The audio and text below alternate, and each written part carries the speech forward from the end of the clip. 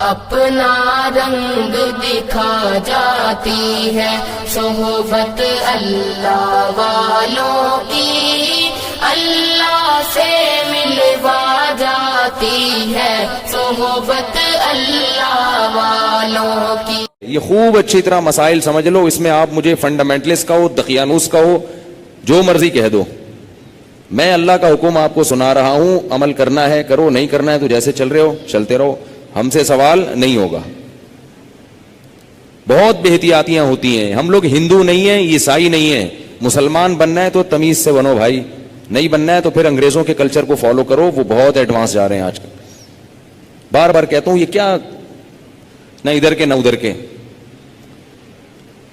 تو جب بیٹی 9 سال کی ہو جائے، بیٹی 9 سال، تو باپ پر یہ احتیاط لازم ہے کہ وہ اس کو پیار کرنے میں احتیاط سے کام لے۔ بہتر یہ ہے کہ اپنی باڈی کو اس کی باڈی سے دور رکھے۔ پیار کرنا ہو سر پہ ہاتھ رکھے، بیٹی سر پہ پیار کرے، گالوں پہ یا ہونٹ پہ پیار نہ کرے۔ 9 سال کی بچی احتیاط کرے اسے، یہ احتیاط کی عمر ہے۔ اور جب بالغ ہو جائے پھر تو ہرگز اس کی اجازت نہیں ہے، کیونکہ مسئلہ یہ ہے کہ باپ اگر بیٹی کو اس طرح سے پیار کرے اور خدا نخواستہ باپ کے دل میں شہوت پیدا ہو گئی، اور اس کی کچھ تفصیل ہے، یہ خود سے فیصلہ نہ کریں، مفتی سے کسی مفتی کے سامنے پوری صورتحال رکھیں، تو اگر یہ شہوت پیدا ہو جائے تو اس بیٹی کی ماں اس باپ پر ہمیشہ کے لیے حرام ہو جاتی ہے۔ شریعت میں جو سیکچول ریلیشن ہے وہ ایک وقت میں ایک عورت کے ساتھ ہو سکتا ہے، ماں سے ہو گیا تو بیٹی سے نہیں ہو سکتا، بیٹی سے ہو گیا تو ماں سے نہیں ہو سکتا۔ ایسی اجازت نہیں ہے کہ ادھر بھی اور ادھر بھی، نہ نہ نہ نہ۔ سوتیلی بیٹی جو ہے نا، قرآن نے کیا کہا ہے کہ جب کسی عورت سے نکاح ہوا تمہارا اور نکاح کے بعد اس عورت سے تمہارا سیکچول ریلیشن قائم ہو گیا تو اس عورت کی بیٹی تم پر ہمیشہ کے لیے حرام ہو گئی۔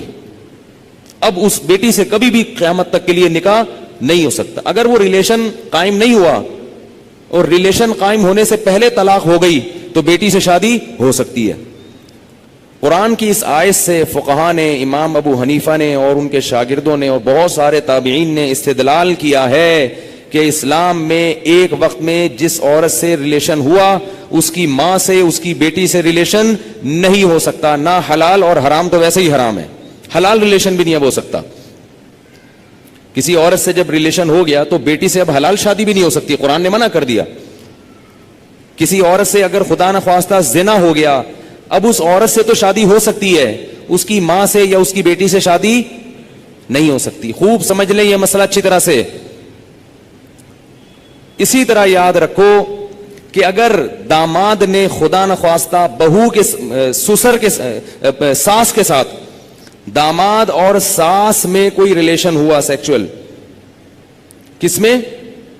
داماد میں اور ساس میں، تو یہ جو ساس کی بیٹی ہے یہ اس پر ہمیشہ کے لیے حرام ہو جائے گی۔ اسی طرح بہو میں اور سسر میں ہو گیا تو یہ بہو اپنے شوہر پہ ہمیشہ کے لیے حرام ہو جائے گی۔ بات آ رہی ہے سمجھ میں؟ اگر کہیں ایسا ہوا ہو تو خود سے فتویٰ نہ دے دیں، کسی مفتی کے سامنے باقاعدہ رکھیں۔ بعض لوگ خود مفتی بنتے ہیں، اس میں کچھ ڈیٹیل ہے مزید، وہ میں ڈیٹیل اگر بتاؤں گا تو بہت لمبی بات ہو جائے گی۔ تو کسی کے ساتھ ایسا خدا نخواستہ ہوا ہو تو خود سے فیصلہ نہ کرے، کسی مفتی کے سامنے پوری، اس میں کچھ شرطیں ہیں، تو میں ڈیٹیل میں نہیں جا رہا، میں صرف آپ کو مسئلے کی حساسیت بتا رہا ہوں کہ احتیاط، بولو بھائی، ضروری ہے۔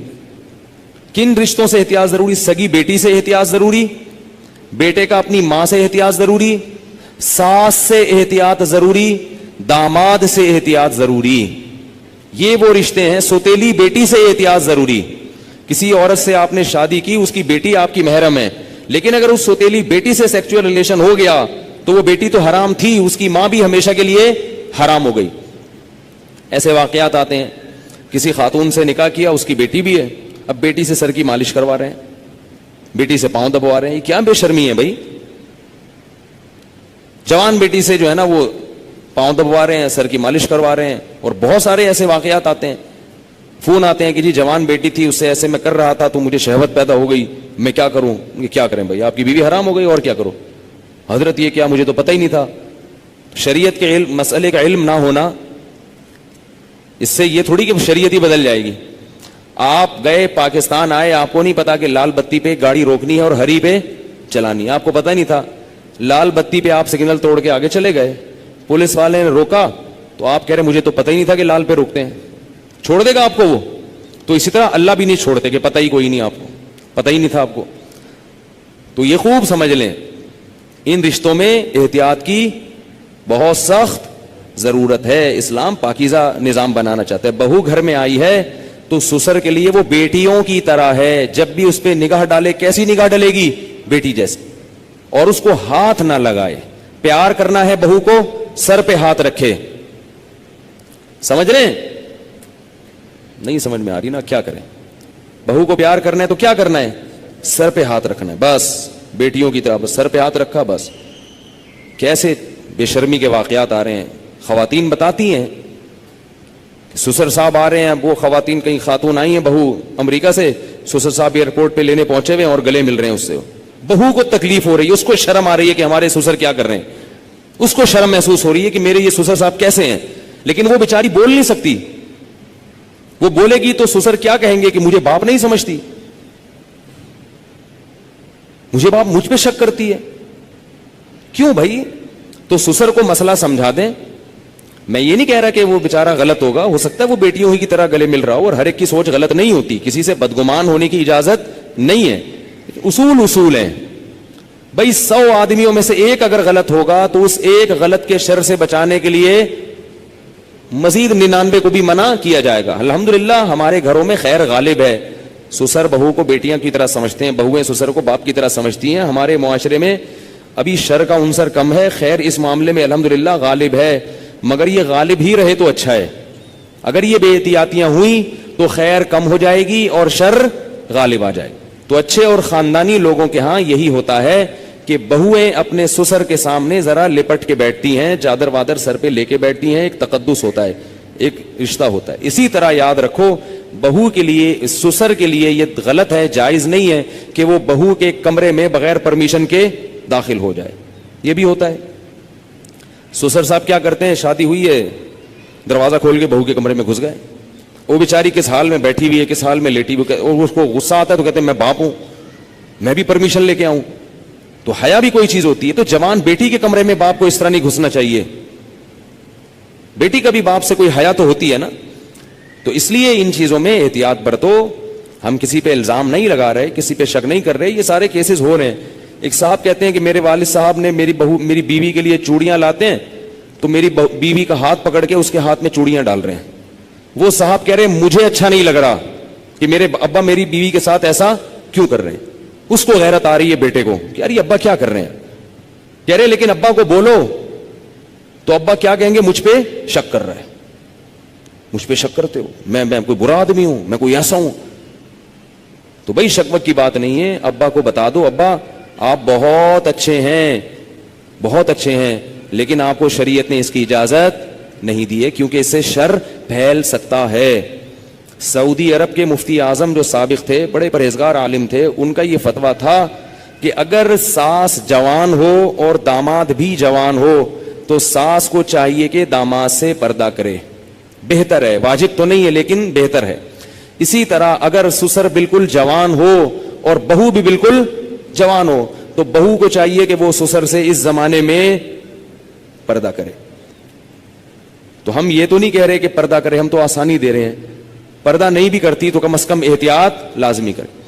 یہ تو وہ رشتے ہیں جو اللہ نے حرام کر دیے، اور دیور کیا ہے، وہ تو موت ہے بھائی، حدیث میں آتا ہے۔ ٹھیک ہے اس سے رشتے حرام نہیں ہوتے، دیور سے خدا نخواستہ کوئی سیکسول ریلیشن ہو گیا تو نکاح پہ فرق نہیں پڑتا، مگر رسول اللہ صلی اللہ علیہ وسلم نے دیور سے اتنی احتیاط کا حکم دیا، فرمایا الحمو موت، دیور کیا ہے، موت جیسے۔ سب کچھ ہوتا ہے گھروں میں اللہ کے بندو، اتنا گھننا بننے کی ضرورت نہیں ہے، احتیاط برتو۔ جوان بھابھی کیوں دیور کے سامنے آ رہی ہے، کیوں فری ہو رہی ہے؟ ٹھیک ہے آپ کے گھر میں نہیں ہوتا، آپ کے ہاں اچھا ماحول ہے، لیکن یہ ماحول اچھا جب ہی رہے گا جب احتیاط رہے گی۔ ورنہ آہستہ آہستہ کیا ہوگا, خراب ہو جائے گا ماحول. تو یہ ایک بات تھی جو میں نے بتانی تھی آپ لوگوں کو کہ اس میں احتیاط ضروری ہے. تو اس میں گھروں میں احتیاط کیا کر رہی ہیں, لڑکے کو کزن کے ساتھ, فیمیل کزن کا تو سوال ہی پیدا نہیں ہوتا, میں میل کزن کی بات کر رہا ہوں, میل کزن کے ساتھ ایک بستر پہ سونے مت دو, ٹھیک ہے. اور جب وہ تھوڑا سا بڑا ہوتا ہے تو اس کی کزنیں جب آتی ہیں تو کزنوں سے ہاتھ ملانے, بول لو نا یار کیا ہو رہا ہے بھائی, جملہ مکمل کیا کریں, کزن سے ہاتھ ملانے مت دیں. اگر بچپن سے کنٹرول کیا تو کنٹرول میں آئے گا. براڈ مائنڈڈ بنانے کی کوشش کی تو خدا کی قسم بہت زیادہ براڈ مائنڈڈ بن جائے گا. اس زمانے میں تھوڑا نہیں ہے کوئی بھی, اس زمانے میں کوئی بھی چیز تھوڑی نہیں ہے. جو براڈ مائنڈڈ ہے نا بہت زیادہ براڈ مائنڈڈ ہے. پھر آپ ساری زندگی بولو گے مولوی صاحب کوئی دم وظیفہ بتا دو. مجھے لوگ کہتے ہیں وظیفہ بتا دیں بچہ ٹھیک ہو جائے.